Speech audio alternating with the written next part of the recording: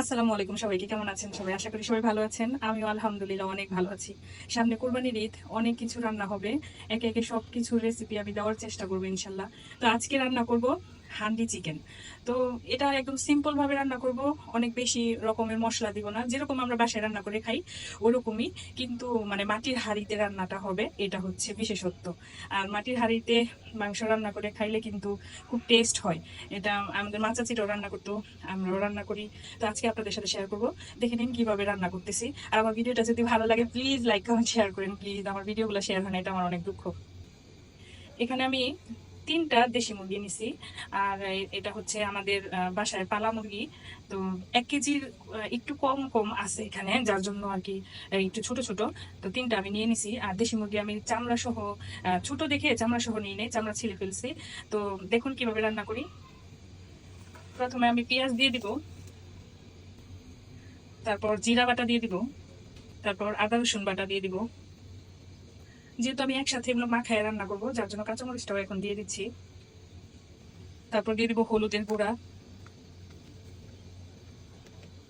তারপর দিব মরিচের গুঁড়া। যার যেরকম ঝাল খেতে পছন্দ পরিমাণ মতো মানে ওরকম দিয়ে দিতে পারবেন। আমি আমার মানে যেমন ঝাল খাই ওরকম আর কি আমি দিয়ে নিচ্ছি। তারপর লবণ দিয়ে দিচ্ছি, তারপর দিচ্ছি এলাচ, দারচিনি, তেজপাতা। এখন দিয়ে দিব পরিমাণ মতো তেল। অনেকে মাংসতে ধনিয়া গুঁড়া খান, কিন্তু আমার ধনিয়া গুঁড়াতে অ্যালার্জি, যার জন্য আমি ধনিয়া গুঁড়াটা খাই না, সবসময় স্কিপ করে যাই। তো এখন মশলাটা আমি ভালো করে মাখিয়ে নেব। মনে রাখবেন, মাখানো মাংস যখন রান্না করার সময় মাখিয়ে রান্না করবেন, তখন একটা জিনিস মাথায় রাখবেন যে মাংসটা অনেকক্ষণ ধরে মাখাবেন। যতক্ষণ এই মশলাটা মাখানো হবে, যত মাখানো হবে ততই মাংসটার টেস্ট ভালো হবে, মাংসর ভেতরে মশলাটা ঢুকবে আর মজা হবে। আমার মা বলতো সবসময় যে মাখানো মাংস সবসময় বেশি করে মাখাতে হয়, তাহলে মাংসটা খুব মজা হয়। তো ভালো করে মাখিয়ে নিই। এই যে আমার মশলাটা দিয়ে মাংস মাখানো প্রায় হয়ে গেছে। আমি সুন্দর করে মাখিয়ে নিছি যাতে ভালো করে মশলাটা মাংসতে ঢুকে। আর হচ্ছে এখন আমি এটা হালকা একটু পানি দিব, বেশি না।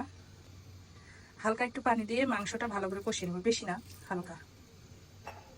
আমি যেহেতু এক হাতে ভিডিও করছি, এই যে হাত ধুয়ে মানে হাতের মধ্যে যে মশলাটা ছিল সেটাও মানে একটুখানি আর কি, হাতটা ধোয়ার যতটুকু পানি লাগে অতটুকু আর কি দিয়ে দিব। আমি যেহেতু এক হাতে ভিডিওটা করতেছি, যার জন্য আমার কষ্ট হয়ে যাচ্ছে। আমি অল্প পরিমাণে পানি দিয়ে দিছি। এখন আমি এটা বসিয়ে দেবো ভালো করে। এটা কষানো হলে তারপর আরেকটু পানি দিয়ে দেবো। আমি হাঁড়িটা চুলায় বসিয়ে দিছি, এখন আমি ঢেকে দিব। কষানো হলে তারপর পানি দেব।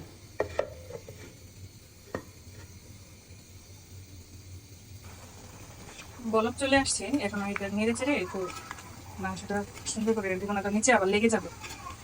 আমি কিন্তু ভুল বলছি, এটা আসলে হান্ডি চিকেন বলতে হান্ডি চিকেন কিন্তু ওরা সুন্দর করে ঢাকনাটা লক করে দেয়, তো ওইরকম না। মানে জাস্ট মাটির হাঁড়িতে রান্না, এই আর কি। মাটির হাঁড়িতে মাংস রান্না করলে মাংসটা টেস্ট ভালো হয়, এই আর কি। তো আপনারা কেউ আবার ভুল বুঝবেন না। মাংসটা প্রায় কষানো হয়ে গেছে, এখন আমি হালকা পানি দিয়ে দিব। পানি দিয়ে দিচ্ছি। আমার মাটির হাঁড়িতে মুরগির মাংস রান্না প্রায় হয়ে গেছে, আর একটু ঝোল কমলে নামিয়ে ফেলবো। দেশি মুরগি এরকম মাটির হাঁড়িতে রান্না করে খেয়ে দেখবেন, আশা করি ভালো লাগবে। কি সুন্দর হয়েছে দেখেন। আমার রান্না শেষ, আশা করি আমার ভিডিওটা ভালো লাগছে। আমি আসলে আমার ইউটিউব চ্যানেলের জন্য ভিডিও বানাই, পাশাপাশি ফেসবুকে আপলোড দিই। সবাই আমাকে হেল্প করবেন, সাপোর্ট করবেন, এটাই আপনাদের কাছে আমার আশা। ভালো থাকবেন সবাই।